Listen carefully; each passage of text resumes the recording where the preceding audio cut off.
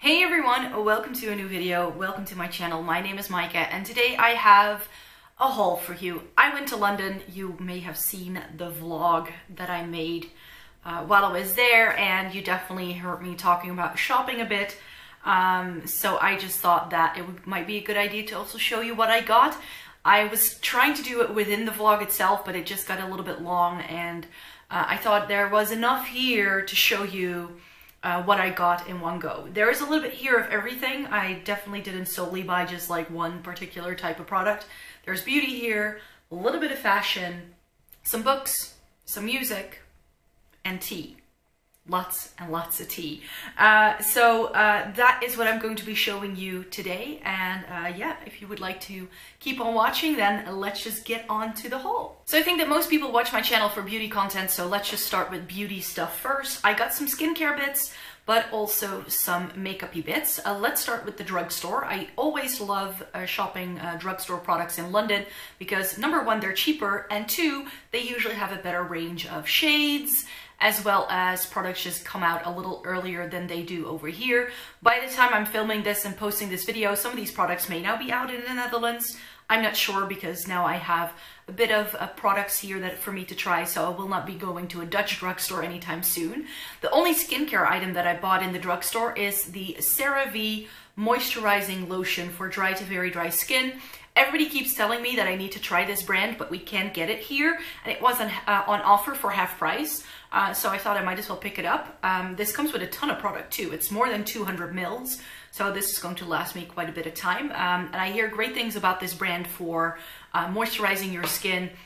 They also did a cream, but I thought the lotion was something new for me to try, and it says for dry to very dry skin. And it also comes with hyaluronic acid, so we'll see how that goes. I didn't buy too many colorful products while I was there. I didn't buy a single eyeshadow, which, who am I? But I did buy some lipsticks. L'Oreal came out with these, of course there's no name on it, but I think they're called like the Rouge something lipsticks. I think these are also out in the Netherlands already, and I picked up two shades. I picked up I Rule and I Represent. And I also bought two new bronzers at the drugstore. Maybelline has come out with this City bronzer. It's a matte bronzer. In the UK, there were 3 shades. The lightest one was sold out in every single drugstore I went to. So I went with the medium one. This is medium warm. It still looks okay. I think this will be nice for the summertime. And people have also been telling me to try out the number 7 bronzer. This is in the shade Golden Sand. Ooh, number 7 is again a brand that we don't get here. And this looks nice and light. I hear a lot of people raving about Maple, but that is a shade that I think is a little bit too dark for me. And this is nice and light. So again, that's why I wanted to try that. And this packaging is absolutely stunning too. A lot of it was on offer because Superdrug was doing 3 for 2. So I also bought some base products. Case in point, the new L'Oreal Infallible More Than Concealer. As far as I know, this isn't out yet. I bought the foundation months ago when that was re-released, but this concealer I haven't seen anywhere here. And I have this in the shade 323 Fawn, which looks to be a nice pinky undertoned light shade that matches my skin tone quite well when I tried it. And then I went a little bit ham on the base products. I'm not sure what's going on, but I love trying out new foundations. There's one foundation I bought that isn't new to me. This is the Rimmel Lasting Finish Breathable Foundation, but this is in a shade that we don't get here. This is in the lightest shade 010 Porcelain, or light porcelain I should say. And I like this foundation, but the shade that I had was a bit too dark, a little bit too orange for me. So I think that this will work a little bit more nicely. So that's why I bought that. And then I bought 3 new foundations. I bought the Makeup Revolution Conceal and Define Concealer. This is one that was on my wish list for quite some time, but I wanted to see it in a store to figure out what shade I needed to get. The shade F2 was closest to C3 in the concealer, and that's my concealer shade, so I thought this would be best for my foundation shade as well, so can't wait to try that. And then there are 2 new products here. The Maybelline Dream Urban Cover is a new foundation by Maybelline, which I think I heard this is exclusive to the UK until May, and then it will release worldwide apparently. I couldn't find this anywhere, and then on the last day I stumbled across Boots that seemed to have a very decent large section, and there they were. There were no testers though, so I kind of like went like this in the store.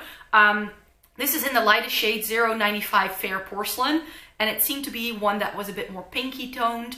Like I said, I wasn't able to try this. I only checked the packaging to see if anyone had opened it up before, and that's about it. So this is definitely something that I'm gonna have to try.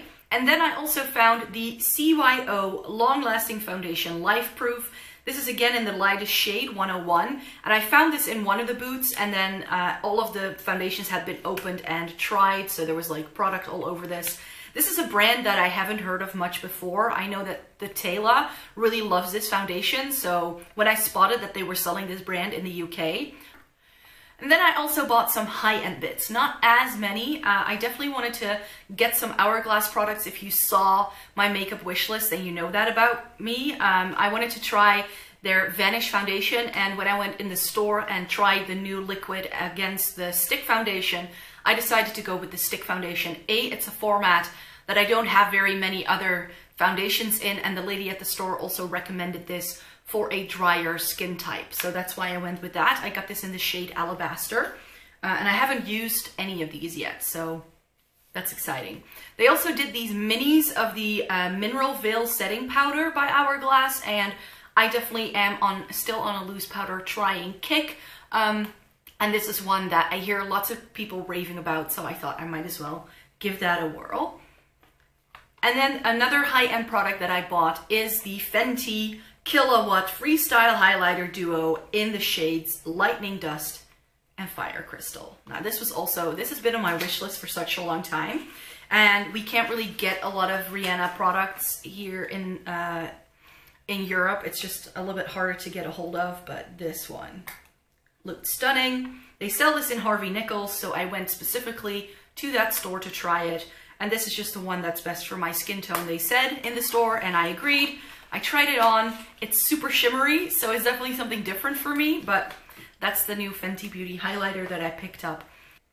And then I had some products to back to MAC. I did a declutter ever since like the new year started. I posted an installment every single week, so I had enough products to back to MAC, and we don't get to do back to MAC here in the Netherlands. We're not part of the program, but the UK is. So I was able to pick myself up a lipstick for free, and I got a new shade from the Powder Kiss line, and this is the Powder Kiss lipstick in Stay Curious. And then the final beauty products I bought are some skincare bits. I bought the Ordinary products when I was in East London. They have a couple of Ordinary stores around London, so that's absolutely lovely. I think we now have one in Amsterdam too. I'm not sure. I think I saw that on their website. But I bought two products that I was still lusting after, and it's the Buffet Peptide Serum and the 100% organic cold-pressed rosehip seed oil. Another one, but that's a little bit more expensive. If you saw my skincare wish list, you know that I want to try some more expensive skincare to see if it really makes a difference. And one thing that I bought so far is the Herbivore Orchid Facial Oil, and this is supposed to be youth preserving, so it should help with normal to dry skin, that's what it's for, in need of hydration and protection against premature aging. So I agreed with the lady at the store that this is probably best for me. I was umming and ahhing between this and their Phoenix facial oil, but the Phoenix one is more aimed at dry and mature skin, and I just don't really feel I fall into that category just yet. So that's why I went with the Orchid one. This was pricey. This was like over 50 pounds. I only bought two clothing items. I found two things, and they're both green. I'm not sure. Green is having a moment with me, especially this like bottle green shade. And how lovely is this? This is one of those like silk skirts that are going around. This is the Topshop version. You are able to size down in these. That's what I did. And it's a really, really nice bottle green shade. And I think that that just works really well with the kind of fabric. I can see myself wearing this with like either a blazer or like an oversized cardigan or a nice oversized sweater. It's definitely that kind of skirt. And yeah, it's good that I got it in London because the pound price is not as much as the euro price on this. So that's a lovely, lovely find right there. And then the only other clothing item that I got is from Urban Outfitters. You may have seen me trying this on in my vlog, and this is a dress from Urban Outfitters. It's a really nice shirt dress It's green with florals, and then it just has, ooh, I can't show you this very well because it's a midi length, but it has buttons down the front. Oh, it's not even buttoned up all the way. And then it's got a little sash to tie it, and then it just has a very, very long skirt, and then it also has pockets, which I love. So the next item is going to make a lot of noise when I show it to you, but I always love going into grocery stores whenever I'm in a different country and just try different foods and all that. So in England, I already know what I like, so I got some candy that I love. I got butter Mentos and rhubarb and custard. This is a bit of an acquired taste, but I really like them. I got this from Waitrose because I already knew there was going to be a very large Waitrose very close to my hotel. So that's where I picked these up. Sticking to like food and drink, I love buying tea whenever I'm in London, and I picked up a few. When I was at Waitrose, I got myself some standard PG tips. This is just regular black tea, but English tea is so different from black tea anywhere else. It's so much stronger. You get why people drink milk in their tea when you try proper English black tea. However, I love this for a real kick in the morning. So if I really sort of, instead of coffee, this works really, really well for your like caffeine little kick. And I like PG tips the best. And then I also went to Whittards of Chelsea. They have a couple of stores around town. They're like a chain that sells tea and coffee in the UK. And they did this special edition with Alice in Wonderland themed teas and crockery, and they did biscuits, and they did lots of lovely things. This is the afternoon tea, and we have a picture of Alice here, and then we have the Mad Hatter here. And it says it's always tea time. And then it has 75% black tea, 13% green tea, 8% oolong tea, rose petals, flavoring, and cornflower petals. And this, you can smell it through the tin. It smells so nice, and I can see why this is an afternoon tea, because it definitely has that like little bit of sweetness to it. So it's definitely a tea that works well if you would do like a high tea kind of thing. My favorite tea brand by far has to be Twinings, and Twinings has one standalone store in the world, and it's located on this Strand in London, where they have been located since the 18th century, I believe. So as long as they've been around, their store has been located there. So it's a really nice, sort of like very small little store. They're not open like at like most regular times as most stores are. So you definitely have to make sure you get there on time. I've been there a few times and stood in front of a closed door. So that's good to bear in mind. And I found out when I was there that they were doing my favorite tea that they do again. This was discontinued. This is the Butter Mint Tea by Twinings. So it's pretty much this kind of candy in tea form. And now I can hear you thinking, Micah, that sounds absolutely atrocious. But this is sort of like the best of both worlds in terms of like a tea that you can drink before bedtime. That's very soothing and calming, but that doesn't have like chamomile flavoring to it, because a lot of bedtime teas I find have chamomile in them or lavender, and those are just not my thing.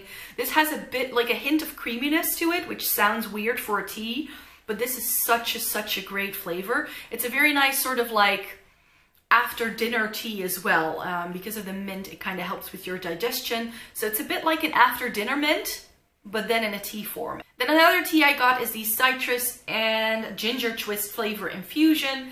This is just a naturally caffeine-free tea. And this is a loose leaf tea that has some citrus as well as ginger in it. And it's just like one of their herbal teas that I love as well. And I love lemon and ginger tea. That's like one of my favorites. And then I also picked up a loose leaf tea of the Orangery. I think that's how you say it. Orangery of Lady Grey. And this one has been infused with zesty orange. It's, when you smell this, you can smell this through the tin. Again, I haven't opened this yet. But it smells so fragrant of oranges, and I think that this is again a nice tea in the morning or throughout the day. This is just a really nice one. Moving on to media, and I'm going to breeze through this because I'm pretty sure this is not what everybody's looking for, but when in London, I love buying books and music as well. I went to Rough Trade, you saw that in the vlog. and I picked up only one thing there. This is Fuse into Red. This is their second album. I have their debut album and I love it. Yes, I still buy CDs. I also bought Idol's Joy. I love Idols. Every single time I want to go to one of their shows, it's either on the day I can't go or they're sold out, but I love them and I don't have their album yet, so that's why I bought it. And then when I was browsing the Northern Lanes in Brighton, I came across a indie record store as well. And that's where I bought Idols and this is Snapped Ankles Stunning Luxury. They're a post-punk band from London. Sounds very much like it might be in the same vein as Fuse. I didn't listen to this. I just was caught, like, this captured my interest because of the pink, and it was their album of the week that I was there. So I thought I would just give this a whirl. This is a band I've never heard of. Another thing that I love trying is like finding books that I will not very easily find when I'm here. And I found when I was in the Northern Lanes in Brighton, they had a bookshop that was only graphic novels. And the girl in there, I just asked her for some recommendations because graphic novels is something that I want to get into. She recommended books in the Image series. So this is a publisher of graphic novels, and apparently they do more like indie own brand sort of like releases. So they're not part of like the bigger graphic novel studios. And I got the first volume of Paper Girls, and then one that she recommended was Low, which this just looks like, this cover just looks stunning. And that's what she said to go for. Like, find artwork that you like, and then it will be a much more enjoyable experience. And this is one that really intrigued me. This is Monstrous, which apparently has steampunk elements. And again, the style in here with like all the browns and stuff, etc., really appealed to me. Then for regular books, I went to W.H. Smith and to Forbidden Planet and to Waterstones, and I picked up a few things everywhere. My two purchases from W.H. Smith, I bought a book that has been on my wish list ever since I heard about it. This is Milkman by Anna Burns. She won the Man Booker Prize, so then I need to read it. And I found this Philip Pullman fairy tale retelling, which I think I might get down with. I love fairy tales, and I've been looking for some good fairy tale books, and these two were buy one, get one half price, so that's good. At Waterstones, I bought the paperback of Good Omens by Terry Pratchett and Neil Gaiman. This is going to be a TV series very soon on Amazon Prime, and I just wanted to give that a whirl. I bought The Worst Street in London by Fiona Rule. I love buying books about London history, especially like the dirty side of like, especially Victorian era London with like the slums in the East End. And that's what this book is apparently about. And then like the worst of the worst street that was around. A book that I saw going around a lot is The Mermaid and Mrs. Hancock by Imogen Irmas Gowar. I'm not sure if I pronounced that correctly. Again, I was drawn in by the cover. However, when I found this on Waterstones, it was promoted as being, if it said, if you like The Miniaturist, you will like this. And it also said like that it's like very similar to The Essex Serpent. Both of those historical fiction books were my favorite. So I'm a bit apprehensive, but I should just give it a whirl, I think. And it sounds like a book that I might enjoy. We'll see.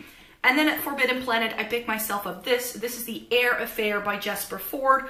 I have read another book by his a while ago. I read Shades of Grey, and I really enjoyed that. So I'd like to read more by him.